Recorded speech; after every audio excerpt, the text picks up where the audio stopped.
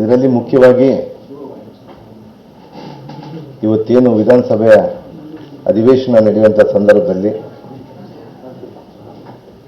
ನಾನು ಮೊನ್ನೆ ತಾನೇ ಸಂಪುಟಕ್ಕೆ ಸೇರ್ಪಡೆಯಾಗಿ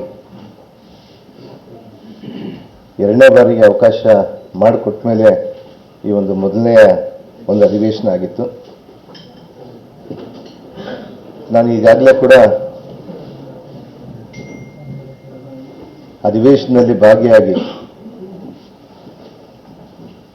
ಹಲವಾರು ವಿಚಾರಗಳನ್ನು ಚರ್ಚೆ ಮಾಡಬೇಕಂತೇಳಿ ಆಸೆ ಇಟ್ಕೊಂಡು ಇವತ್ತು ರಾಜ್ಯದ ಒಂದು ಅಭಿವೃದ್ಧಿಯ ದೃಷ್ಟಿಕೋನದಲ್ಲಿ ಮಾನ್ಯ ಮುಖ್ಯಮಂತ್ರಿಯವರು ಮತ್ತು ಉಪಮುಖ್ಯಮಂತ್ರಿಯವರು ಮತ್ತು ನಮ್ಮ ಮಾಜಿ ಮುಖ್ಯಮಂತ್ರಿಗಳಾದ ಸಿದ್ದರಾಮಯ್ಯ ಸಾಹೇಬರು ಇವರೆಲ್ಲ ಸೇರಿ ಒಂದು ಅಧಿವೇಶನದಲ್ಲಿ ಬಹಳ ದೊಡ್ಡ ಚರ್ಚೆಯನ್ನು ಮಾಡುವ ನಿಟ್ಟಿನಲ್ಲಿ ಇವತ್ತು ಅಧಿವೇಶನವನ್ನು ಕರೆದಿದ್ರು. ಆದರೆ ಇವತ್ತು ನಮ್ಮ ವಿರೋಧ ಪಕ್ಷದವರು ಅಧಿವೇಶನವನ್ನು ಮಾಡಲಿಕ್ಕೆ ಬಿಡ್ತಾ ಇಲ್ಲ, ಅಧಿವೇಶನದಲ್ಲಿ ಚರ್ಚೆ ಮಾಡೋಕ್ಕೂ ಬಿಡ್ತಾ ಇಲ್ಲ. ಅದಕ್ಕೂ ಒಂದು ಕಾರಣ, ಬಹಳ ದೊಡ್ಡ ಕಾರಣ ಇದೆ. ಅದು ಅವರೆಲ್ಲ ಸೇರಿ ಮೊನ್ನೆ ತಾನೇ ಮಂತ್ರಿಮಂಡಲಕ್ಕೆ ಸೇರಿದ ಮೇಲೆ ನನ್ನನ್ನು ರಾಜೀನಾಮೆ ಮಾಡಿ ಅಂತೇಳಿ ಅವರು ಸದನದ ಬಾವಿಗೂ ಇಳಿಲಾರ್ದೇನೆ ಅಥವಾ ಹೊರಗಡೆ ಕೂಡ ಅವ್ರು ಏನು ಅಲ್ಲಿಂದ ಅವ್ರಿಗೆ ಏನು ಬೇಕಾಗಿದೆ, ಅವ್ರ ಬೇಡಿಕೆ ಏನು ಬೇಕಾಗಿದೆ ಅನ್ನುವಂಥ ವಿಚಾರವನ್ನು ಕೂಡ ಅವರು ಅವರವರ ಸ್ಥಾನಗಳಲ್ಲಿ ಕುಂತು ಮಾತ್ರನೇ ವಿರೋಧವನ್ನು ವ್ಯಕ್ತಪಡಿಸ್ತಾ ಇದ್ದಾರೆ. ಆದರೆ ನಾವು ಈ ರಾಜ್ಯದ ಜನತೆಗೆ ಮತ್ತು ಮುಖ್ಯವಾಗಿ ನನ್ನ ಸಮುದಾಯದ ಜನತೆಗೆ ನಾನು ಬೆಳಕು ಚೆಲ್ಲಬೇಕು. ಯಾಕಂದರೆ ಇದರಲ್ಲಿ ವಾಲ್ಮೀಕಿಯ ನಿಗಮದಿಂದ ಹಗರಣ ಆಗಿದೆ ಅನ್ನುವಂಥ ವಿಚಾರದಿಂದ ಇವತ್ತು ಅವರು ನನ್ನ ರಾಜೀನಾಮೆಯನ್ನು ಕೇಳ್ತಾ ಇದ್ದಾರೆ. ಹಗರಣದ ವಿಚಾರಕ್ಕೆ ಬಂದಾಗ ಪ್ರತಿನಿತ್ಯ ಅವರ ಘೋಷಣೆಗಳನ್ನು ನೋಡಿದ್ರೆ ನನಗೆ ತುಂಬ ಮನಸ್ಸು ನೋವಾಗುತ್ತೆ. ವಾಲ್ಮೀಕಿಯವರ ಬಗ್ಗೆ ಆಗಿರ್ಬೋದು ಮತ್ತು ಸಮಾಜದ ಬಗ್ಗೆ ಆಗಿರ್ಬೋದು ಮತ್ತು ಅವರು ವಿಚಾರಗಳನ್ನು ಆ ಸದನದಲ್ಲಿ ನಿಂತು ಒಂದು ಸುಳ್ಳನ್ನು 100 ಬಾರಿ ಹೇಳಿ ಸತ್ಯ ಮಾಡೋಕ್ಕೆ ಹೊರಟಿದ್ದಾರೆ. ಅದನ್ನು ಚರ್ಚೆಗೆ ಬನ್ನಿ ಅಂತೇಳಿ ನಾವು ಹಲವಾರು ಬಾರಿ ಕೇಳಿದ್ದೀವಿ. ಇವತ್ತು ಮಾನ್ಯ ನಮ್ಮ ಸಭಾಧ್ಯಕ್ಷರು ಕೂಡ ಅವ್ರಿಗೆ ಹೇಳಿದ್ದಾರೆ, DAC ಮೀಟಿಂಗ್ಗಳಲ್ಲಿ ಹೇಳಿದ್ದಾರೆ ಚರ್ಚೆಗೆ ಬನ್ನಿ ಅಂತೇಳಿ. ನಾವು ಉತ್ತರ ಕೊಡೋಕ್ಕೆ ನಾವೆಲ್ಲ ಕೂಡ ತಯಾರಿದ್ದೀವಿ. ಇವತ್ತು ಮಾನ್ಯ ಮುಖ್ಯಮಂತ್ರಿಯವರು ಹೇಳಿದ್ದಾರೆ, ಅದನ್ನು ನೀವು ಏನು ಕೇಳಿದ್ರು ಕೂಡ ನೀವು ಸದನದಲ್ಲಿ ಬಂದು ನಾವು ಚರ್ಚೆಗೆ ಸಿದ್ಧ ಇದ್ದೀವಿ ಅಂತೇಳಿ. ಈ ಪ್ರಕರಣದಲ್ಲಿ ಏನಾಗಿದೆ ಅನ್ನುವಂಥದ್ದನ್ನು ನಾವು ರಾಜ್ಯದ ಜನತೆಗೂ ಬೆಳಕು ಚೆಲ್ಲಬೇಕು, ನಮ್ಮ ಸಮುದಾಯಕ್ಕೂ ಬೆಳಕು ಚೆಲ್ಲಬೇಕಂತೇಳಿ ನಮ್ಮ ನಾಯಕರು ಕೂಡ ಈಗಾಗಲೇ ಕೂಡ ತಿಳಿಸಿದ್ದಾರೆ. ಮಾನ್ಯ ಮುಖ್ಯಮಂತ್ರಿ ಆಗಿರ್ಬೋದು, ಉಪಮುಖ್ಯಮಂತ್ರಿ ಆಗಿರ್ಬೋದು, ನಮ್ಮ ಸಹೋದ್ಯೋಗ ಸಂಪುಟದ ಸದಸ್ಯರುಗಳು ಎಲ್ಲ ಮಂತ್ರಿಗಳು ಕೂಡ ನಾವು ಚರ್ಚೆಗೆ ರೆಡಿಯಾಗಿದ್ದೀವಿ ನಾವು. ಆದರೂ ಕೂಡ ಅವರು ವಿನಾಕಾರಣ ಇವತ್ತು ಆ ಚರ್ಚೆ ಆಗ್ತಾ ಇಲ್ಲ ಅವರಿಗೆ. ಒಂದು ವಿಚಾರ, ಅದಕ್ಕೆ ನಾನು ಸದನದ ಶಕ್ತಿ ಒಂದು ಕಡೆ ಆದರೆ ಮತ್ತೊಂದು ಅದೇ ರೀತಿಯಾದಂಥ ದೊಡ್ಡ ಮಟ್ಟದಲ್ಲಿ ಯಶಸ್ವಿಯಾಗಿ ಈ ದೇಶದ ಜನತೆಗೆ ಕಣ್ಣು ತೆರೆಸುವಂಥ ಕೆಲಸ ಮಾಡೋದು ನಮ್ಮ ಪತ್ರಿಕಾ ರಂಗ. ಇದು ಒಂದು ದೊಡ್ಡ ಶಕ್ತಿ ಅನ್ನುವಂಥ ವಿಚಾರದಿಂದ ಇವತ್ತು ಸದನದಲ್ಲಿ ಆಗುವಂಥ ಕೆಲಸವನ್ನು ಮಾಧ್ಯಮದ ಮೂಲಕ ಈ ರಾಜ್ಯದ ಜನಕ್ಕೆ ತಿಳಿಸ್ಬೇಕಂತೇಳಿ ನಾನು ಪತ್ರಿಕಾಗೋಷ್ಠಿಯನ್ನು ಕರೆದಿದ್ದೀನಿ. ಇವತ್ತು ಇಡೀ ಪ್ರಕರಣ ಕಳೆದ 3 ವರ್ಷದಿಂದ ನಡ್ಕೊಂಡು ಬಂತು, 2 ವರ್ಷದಿಂದ. ಈ ಪ್ರಕರಣದಲ್ಲಿ ನಾನು ತಮ್ಮ ಮೂಲಕ ನಮ್ಮ ರಾಜ್ಯದ ಜನತೆಗೆ, ನನ್ನ ಕ್ಷೇತ್ರದ ಜನತೆಗೆ ಮತ್ತು ನಮ್ಮ ಸಮುದಾಯದ ಜನಕ್ಕೆ ನಾನು ಇವತ್ತು ಅವರಿಗೆ ಬೆಳಕು ಚೆಲ್ಲಬೇಕಂತೇಳಿ ನಾನು ಇವತ್ತು ತಮ್ಮ ಪತ್ರಿಕಾ ಮಾಧ್ಯಮದಲ್ಲಿ ಹೇಳಲಿಕ್ಕೆ ನಾನು ಇವತ್ತು ಬಂದಿದ್ದೀನಿ. ಅದರ ಜೊತೆಗೆ ಇವತ್ತು ವಾಲ್ಮೀಕಿಯ ನಿಗಮದಿಂದ ಒಂದು ಬ್ಯಾಂಕಿಗೆ ಟ್ರಾನ್ಸ್ಫರ್ ಆಗುತ್ತೆ. ಇವತ್ತು ನಾನು ಹೇಳಬೇಕಂದ್ರೆ ಇದರಲ್ಲಿ ಅನೇಕ ವಿಚಾರಗಳು ಇದರಲ್ಲಿ ಉಲ್ಲೇಖ ಮಾಡ್ಕೊಂಡು ಬರ್ತಾ ಇದ್ದೀವಿ ನಾವು. ನಾನು ತಮ್ಮ ಮೂಲಕ ತಮಗೆಲ್ಲ ಕೂಡ ತಿಳಿದಿದೆ ಇದನ್ನೆಲ್ಲ ಕೂಡ ಯಾವ ರೀತಿ ಆಗಿದೆ ಏನಂತೇಳಿ. ಆದರೂ ಕೂಡ ನಾನು ಮತ್ತೊಮ್ಮೆ ಈ ರಾಜ್ಯದ ಜನತೆಗೆ ಜೊತೆಗೆ ನಮ್ಮ ಸರ್ಕಾರ ಇದರ ಮೇಲೆ ಯಾವ ರೀತಿ ನಿಟ್ಟು ನಿಲುವನ್ನು ಹೊಂದಿದೆ ಅನ್ನುವಂಥ ವಿಚಾರವನ್ನು, ಆಡಳಿತ ಸರ್ಕಾರ ಯಾವ ರೀತಿ ನಿಟ್ಟು ನಿಲುವನ್ನು ಹೊಂದಿದೆ ಅನ್ನುವಂಥ ವಿಚಾರವನ್ನು ಹೇಳಲಿಕ್ಕೆ ಇವತ್ತು ಮಾಧ್ಯಮದ ಮೂಲಕ ಜನತೆಗೆ ತಿಳಿಸಲಿಕ್ಕೆ ಇವತ್ತು ನಾನು ಪ್ರಯತ್ನ ಮಾಡ್ತಾ ಇದ್ದೀನಿ. ಅದರ ಜೊತೆಗೆ ಇವತ್ತು 187 ಕೋಟಿ ರೂಪಾಯಿ ನಮ್ಮ ನಿಗಮದಿಂದ ಯಾವುದೇ ಒಂದು ಬೋರ್ಡ್ ಮೀಟಿಂಗ್ ಇಲ್ದೇನೆ, ನನ್ನ ಗಮನಕ್ಕೂ ಬಾರದೇನೆ, ಅಲ್ಲಿರುವಂಥ ಚೇರ್ಮನ್ ಗಮನಕ್ಕೂ ಬಾರದೇನೆ ಆ ಹಣ ವರ್ಗಾವಣೆ ಆಗುತ್ತೆ.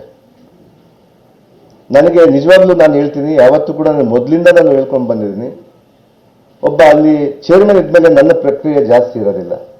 ಆದರೂ ಕೂಡ ನಾನು ಅಲ್ಲಿರುವಂತಹ ನಿಗಮದ MD ಅವರು ಮತ್ತು ಬ್ಯಾಂಕ್ನವರು, ಯೂನಿಯನ್ ಬ್ಯಾಂಕ್ ಆಫ್ ಇಂಡಿಯಾ, ನನಗೆ ಇನ್ನೊಂದು ಮುಖ್ಯವಾಗಿ ಆ ನಿಗಮದಲ್ಲಿ ಎಲ್ಲಿ ಹಣ ಯಾವ ಬ್ಯಾಂಕಲ್ಲಿ ಅಕೌಂಟ್ ಇದೆ ಅನ್ನುವಂಥ ವಿಚಾರವನ್ನು ಕೂಡ ನಾನು ತೆಗೆದುಕೊಂಡಿದ್ದಿಲ್ಲ.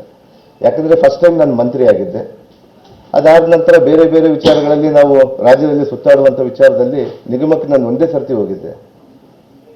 ಅದಾದ್ಮೇಲೆ ಅವ್ರು ಏನು ಮಾಡಿದ್ದಾರೆ, ಆ 187 ಕೋಟಿಯನ್ನ ವಿತೌಟ್ ಫೈನಾನ್ಷಿಯಲ್ ಅಪ್ರೂವಲ್ ತಗೊಳ್ಳಾರ್ದಾನೆ, ವಿತೌಟ್ ಬೋರ್ಡ್ ಮೀಟಿಂಗ್ ಆಗ್ಲಾರ್ದಾನೆ ಆ 187 ಕೋಟಿ ರೂಪಾಯಿಯನ್ನ ಯೂನಿಯನ್ ಬ್ಯಾಂಕ್ ಆಫ್ ಇಂಡಿಯಾಗೆ ಕಳಿಸ್ಕೊಟ್ಟಿದ್ದಾರೆ. ಅದಾದ ನಂತರ ತಮಗೆಲ್ಲ ಕೂಡ ಗೊತ್ತಂಗನೆ ಅಲ್ಲ ಒಬ್ಬ ಚಂದ್ರಶೇಖರ್ ಅನ್ನುವಂಥ ವ್ಯಕ್ತಿ ಆತ್ಮಹತ್ಯೆ ಮಾಡಿಕೊಂಡ. ಅದಾದ ನಂತರ ಅದರ ತನಿಖೆ ಬಂತು.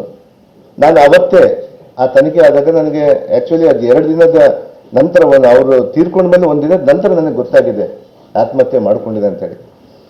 ಅದರಲ್ಲಿ ಏನೇನು ಉಲ್ಲೇಖ ಮಾಡಿದ್ದಾರೆ ಅಂತೇಳಿ ಕೂಡ ಈಗಾಗಲೇ ಕೂಡ SIT ರಚನೆ ಆಯಿತು, ಅದರಲ್ಲೆಲ್ಲ ಹೇಳಿದ್ದೀನಿ. ಅದರ ಜೊತೆಗೆ 187 ಕೋಟಿ ರೂಪಾಯಲ್ಲಿ 100 ಕೋಟಿ ರೂಪಾಯಿ ನನ್ನ ಗಮನಕ್ಕೆ ನಾವು ಬಂದ ಕೂಡಲೇ ಅದನ್ನು ಅಲ್ಲೇ ತಕ್ಷಣವೇ ಫ್ರೀಸ್ ಮಾಡಿದ್ವಿ, ನಾವು ಬ್ಯಾಂಕಲ್ಲೇ ಉಳಿಸ್ಕೊಂಡ್ವಿ. ಅದಾದ ನಂತರ 87 ಕೋಟಿ ರೂಪಾಯಿ ಇನ್ನು ನಮಗೆ ಹಣ ಬೇರೆ ಬೇರೆ ನಮ್ಮ ಯೂನಿಯನ್ ಬ್ಯಾಂಕ್ ಆಫ್ ಇಂಡಿಯಾದಿಂದ ತೆಲಂಗಾಣ ಮೂಲದ ಹೈದರಾಬಾದ್ಗೆ ಹೋಗ್ಬಿಟ್ಟು ಅಲ್ಲಿಂದ ಬೇರೆ ಬೇರೆ ಸುಮಾರು 800 ಅಕೌಂಟ್ಗಳಿಗೆ ಆಗಿತ್ತು. ಬನ್ನಿ,